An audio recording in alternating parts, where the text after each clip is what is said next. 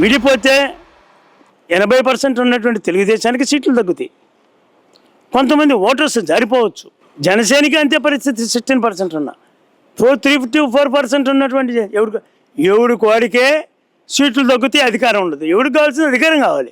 అధికారం కావాలి, కలిసికట్టుగా ఉండాలనేది ఒక నిరూపణ జరిగిపోయింది. అసలు ముఖ్యమంత్రి, నేను చెప్తాను రాసుకోండి, వాళ్ళ ముఖ్యమంత్రి అభ్యర్థి అనేటువంటి వాడు ఈ రాష్ట్రంలో 2029 ఎన్నికలకి మారటం అనేటువంటిది జరగనేరని పని. మళ్ళీ అగైన్ 2029లో ఈ ముఖ్యమంత్రి గారే మరలా తిరిగి ముఖ్యమంత్రిగా ఉండి ఈ అమరావతి రాజధానిని ఈ రాష్ట్రానికి ఏ రకంగా అందించాలనుకున్నాడు, ఆ అందించిన తర్వాత ఆయన మరొక కార్యక్రమంలోకి ప్రధానమంత్రి గారు పిలిచిన వెళ్తాడేమో. కానీ వాళ్ళకి బాగా ముద్దుగా ఉన్నాడు ఇప్పుడు. మోడీ గారికను అమిత్ షా గారికి ముద్దుగా ఉన్నారు. ముద్దుగా ఉన్నంత మాత్రాన బీజేపీ వాళ్ళని నమ్మి ఎవరు కూడా అంత తొందరగా ఎదురుగా ముద్దు పెట్టుకోరు. ముద్దు వస్తే ఆయన సెంట్రల్కి తీసుకెళ్ళమనండి, సెంట్రల్ మినిస్ట్రీ ఇవ్వమనండి. మేమైనా కాదనలేదుగా. పవన్ కళ్యాణ్ గారికి ఇచ్చుకోమనండి, ఇక నాజల మనోహరాన్ని పెట్టుకోమనండి. పార్టీలో ఉన్నటువంటి వాళ్ళు కొంతమందికి రాజకీయ ప్రాధాన్యతను చూపించడంలో కేంద్ర ప్రభుత్వం చేయగలుగుతుంది తప్ప ఎక్కడి నుంచి మార్పు అనేటువంటిది రావటం అనేటువంటిది అసలు జరగలేని పని అండి. విరక్తి కలిగి ఉన్నారు జనాభా. ఎలా విరక్తి కలిగి ఉన్నారు? వైఎస్ఆర్ పార్టీకి ఓటేసినటువంటి వాడు ఇవాళ పక్క పార్టీకి వెళ్దాము అంటే తెలుగుదేశంలో రావడానికి రాలేకపోతున్నాడు. ఎందుకంటే వాడు కాంపిటేటివ్ ఇన్ఛార్జి కంటెస్ట్ చేసినాడు, చిన్నప్పటి నుంచి ఉన్నటువంటి వాడు తెలుగుదేశం వాడు. అందుకని అక్కడ కుదరట్లే వీళ్ళకి వచ్చినా కూడా జస్ట్ లైక్ వర్మ అండ్ పెద్దలు వాళ్ళే సర్దుకోలేకపోతున్నారు. అలా పరిస్థితులు ఇంకా చిన్నాళ్ళు సర్దుకోలేరు.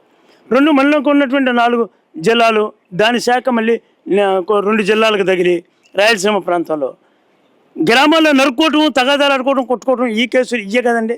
అట్లాంటి చోట అస్సలు కుదరదండి, అస్సలు కుదరదు.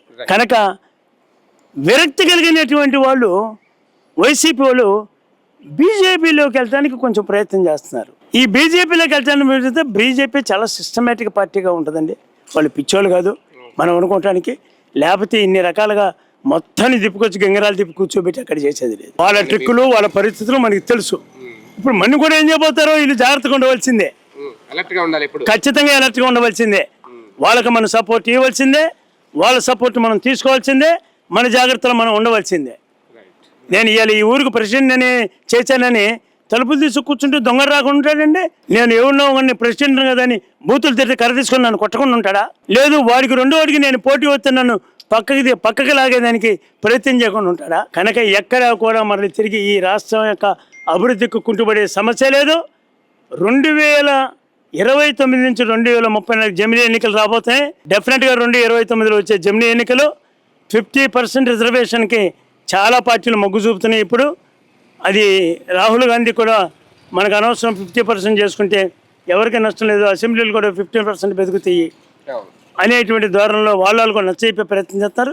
ఖచ్చితంగా 2029 నాటికి జమిలీ ఎన్నికలు వస్తాయి.